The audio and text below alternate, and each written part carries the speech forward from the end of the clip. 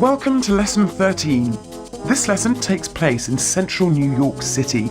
A long straight on the main street ends in a 90-degree corner. Take 2 slow laps around this course.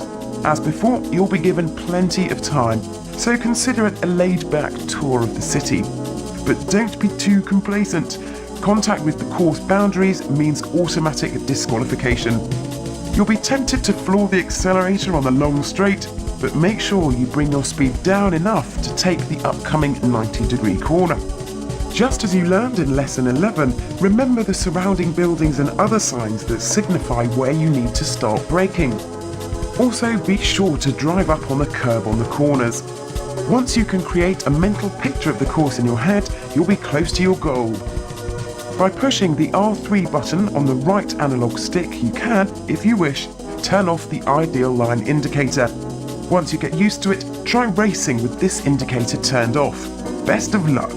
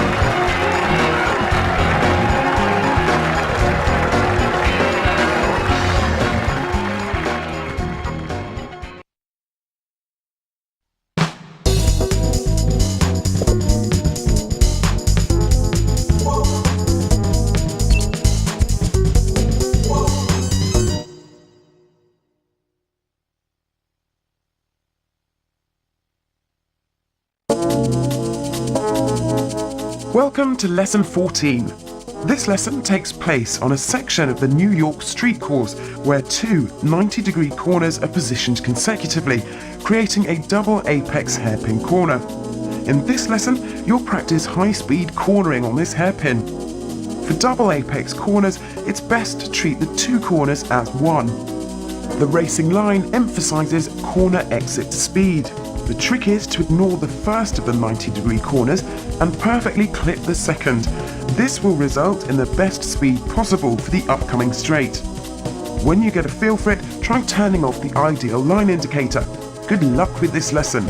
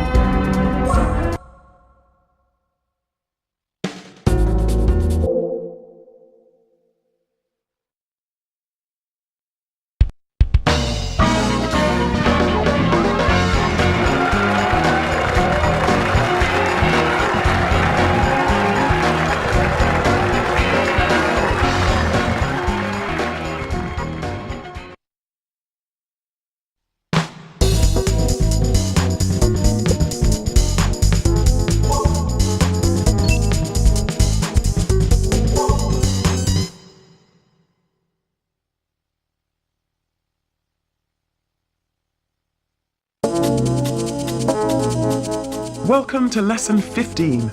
Once again, this challenge is set on the New York street course. This time, you will learn how to take single 90-degree corners at high speeds. City courses are composed almost entirely of 90-degree corners, so this is your chance to learn how best to take them. The basic line is the standard out-in-out trajectory, which you've already learned about. However, in a city course, the boundaries are guardrails and other obstacles, so you'll have to take the bull by the horns to get full advantage of the breadth of the course. Things get even more tricky when you exit a turn with the accelerator floored because of the extra speed. In professional racing, it's crucial to use the entire course width to your advantage. Practice repeatedly until you can precisely follow the ideal line. Focus on taking a smooth line that goes right up against both the inside and the outside boundaries of the course. Now, best of luck with the lesson.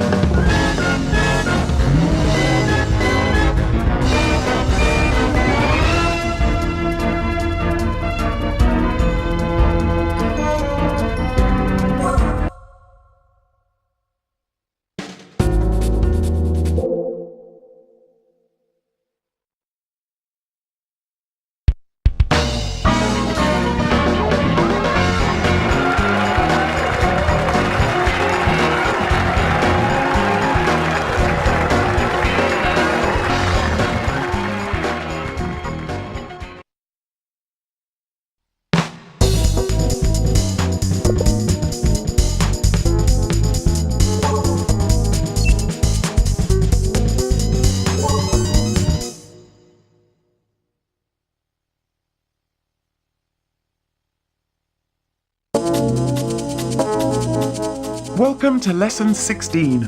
This lesson takes place on the Fuji International Speedway, with which you should now be very familiar. This time, you'll learn how to correctly enter corner 1 after the straight. You've already learned how to handle high-speed braking in lesson 11. Well, this time around, you'll practice braking at the right point needed to clear corner 1. In the lesson with the stopping area, all you needed to do was apply the brakes. However, this time, you have to take a corner after you brake, making the timing that much more difficult. Try approaching the task in this order. First, begin by determining how low your speed needs to be to take the corner. Then, once you've determined the entrance speed, you can find the point at which you need to begin braking to reach that speed at just the right point. If you look closely, you'll notice that corner 1 is in fact 2 small corners. Notice that this makes for a unique racing line. Good luck!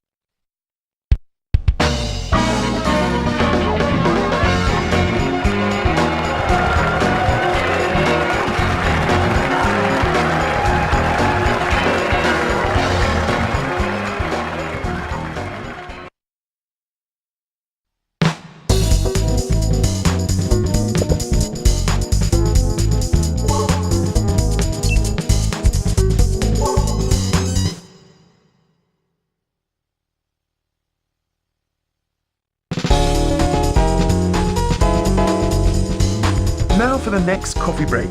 For this stage, 20 cones have been spread out across the gymkhana in the driving park. As before, the object is to touch all the cones as fast as possible. Firstly, just drive around any way you like. Once you've been around a few times, you'll get an idea of the position of the cones. Then you can work out the most efficient way of hitting them in the shortest possible time without having to double back on yourself. Enjoy your coffee break.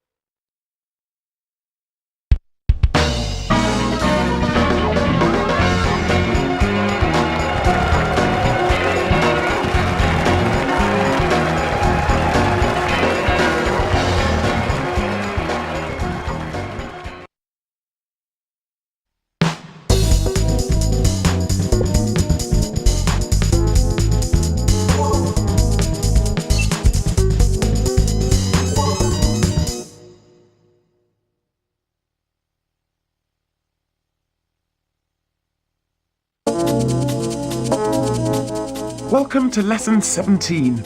This lesson is the first outing on the dirt track for some time. You'll be practicing high-speed cornering on the fast section of the Gran Canyon. You've learned that by tapping the brake as you turn, the car will begin to drift. By using the drift method, it's possible to turn the angle of the car without steering. Mastering this technique can lead to faster cornering.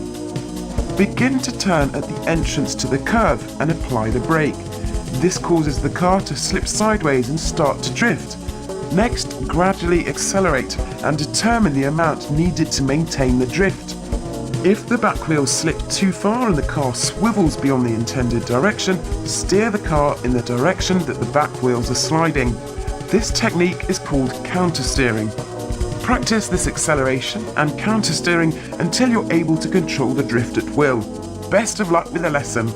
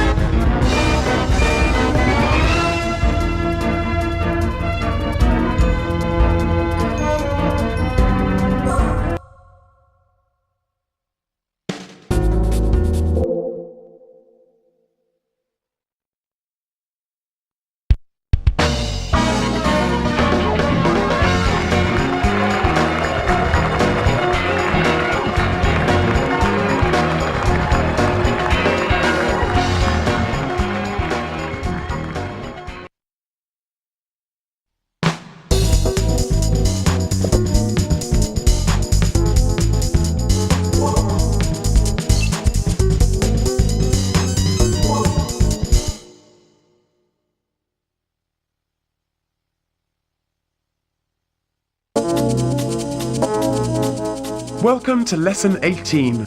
This lesson takes place on the tricky town course in Italy.